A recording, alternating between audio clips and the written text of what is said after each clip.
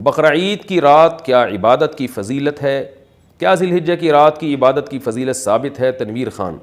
بہت سے علماء عیدین کی راتوں کی عبادت کے فضیلت کے قائل ہیں۔ امام غزالی رحمہ اللہ تعالیٰ نے اس پہ بہت ترغیب دی ہے اور بہت ساری احادیث لے کر آئے ہیں، لیکن جتنی بھی اس بارے میں احادیث ہیں وہ سند کے لحاظ سے بہت سے تو موضوع من گھڑت ہیں اور بہت سی انتہائی ضعیف ہیں۔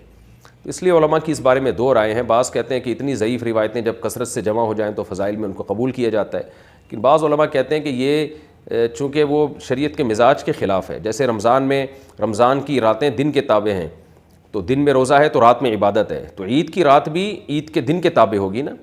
تو جب رمضان کے چاند عید کا چاند نظر آ گیا تو رمضان من کل الوجوہ ختم ہو گیا اپنے تمام لوازمات کے ساتھ، تو جو راتوں کی عبادت کی فضیلت تھی وہ بھی ختم ہو گئی۔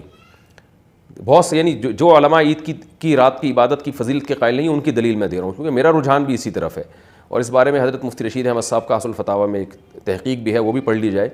تو عید کی رات، عید کا دن جو ہے نا، وہ عید کی رات جو رات ہے وہ دن کے تابع ہوتی ہے۔ تو جیسے ہی رمضان گیا تو اپنے تمام لوازمات کے ساتھ گیا ہے۔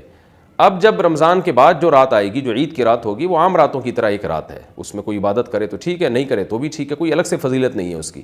تو اسی طرح بقرعید کی رات بھی ایسے ہی ہے کہ اس کی الگ سے کوئی فضیلت پر صحیح حدیث بہرحال موجود نہیں، اور اس کی فضیلت کا قائل ہونا یہ قیاس کے بھی بہرحال خلاف ہے۔ ویسے بھی آپ رات کو اگر عبادت کریں گے تو دن میں جو عید میں تو حکام تو دن کی ابتدائے دن سے شروع ہو جاتے ہیں شریعت کے حکام، تو رات کو اگر آپ زیادہ لمبی عبادت کرتے ہیں، اس کی فضیلت اگر ہو، تو پھر عید کو آپ سیلیبریٹ کیسے کریں گے؟ اسلام میں جو جتنے بھی تہوار ہیں وہ تو دن کی روشنی میں ہوتے ہیں، اعلیٰ صبح ہوتے ہیں وہ تو صبح صبح آپ قربانی بھی کرنی ہے، نماز بھی پڑھنی ہے، پھر اس قربانی کا گوشت کھانا بھی ہے، کھلانا بھی ہے، تو یہ رات کی عبادت اگر لمبی ہوگی تو یہ کیسے ہوگا یہ عمل؟